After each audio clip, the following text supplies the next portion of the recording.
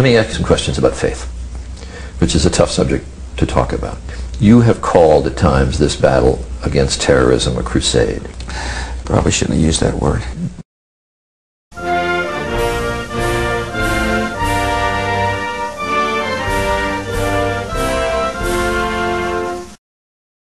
As you said, freedom is a gift of the Almighty. It is. And if you're the agent of freedom, or consider yourself so in this, does that indicate in your mind that the Almighty is on our side in some way?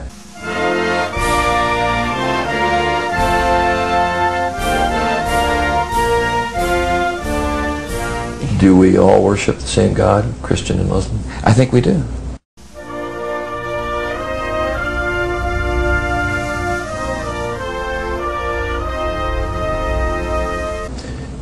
We have different routes of getting to the Almighty. Does bin Laden, does Abu Musab al-Zarqawi pray to the same God that you and I do? I think they pray to a false God.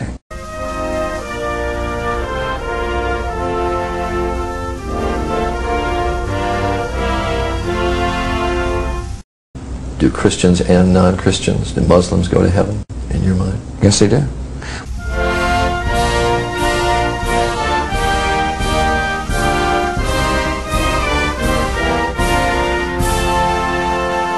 The Almighty God decides who goes to heaven.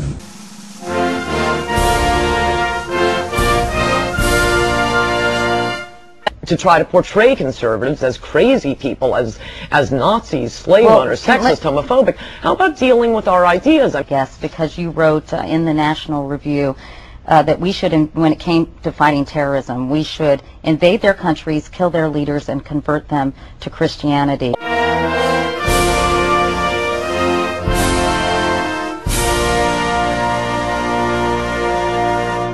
You were fired from that job. Can you elaborate, or at least tell us what you exactly meant?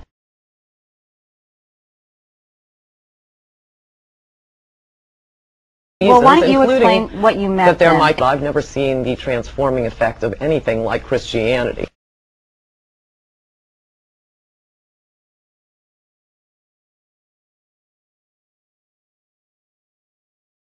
James, this is what the president said earlier today in Turkey, a Muslim country, a NATO ally. We can create a modern international community that is respectful, that is secure, that is prosperous, that there are not tensions, inevitable tensions, between cultures, which I think is extraordinarily important. That's something that's very important to me. You know, I've said before that one of the great strengths of the United States is, although as I mentioned, you know, we have a very large Christian population, we do not consider ourselves a Christian nation or a Jewish nation or a Muslim nation. We consider ourselves a nation of citizens who are bound by ideals and a set of values. I think modern Turkey was founded with a similar set of principles.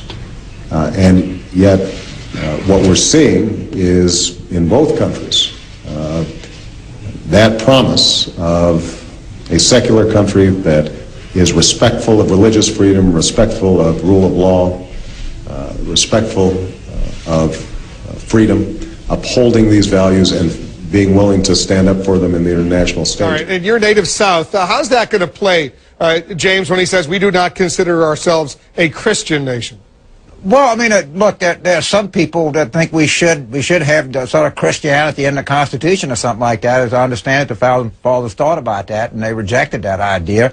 And we are a nation of values and not one religion, and I think most people understand that. We may be, as I am a Christian, and some people are not, but that's not what defines us as a nation. We're defined by our laws, and when we go, where we go to church on Sunday or Saturday or Friday is people's own business. And I think some people may take offense to that, but I think a vast majority of Americans agree with that statement. Actually, what he said is very accurate, and of course we're shaped by many things, and certainly the founding fathers were helped shaped by the Abrahamic tradition or the Judeo-Christian tradition or whatever we say.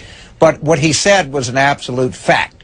And I think that he just repeated something, but sometimes there's value in stating the obvious, and that's what he did, and I think there was some value. I think he was trying to underscore to a country like Turkey, where it's a predominantly, it's a mostly Muslim nation, that there should be a separation of church and state. Well, that's not a problem for our country.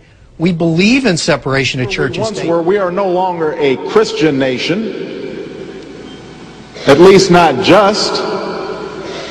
We are also a Jewish nation, a Muslim nation, and a Buddhist nation, and a Hindu nation, and a nation of non-believers.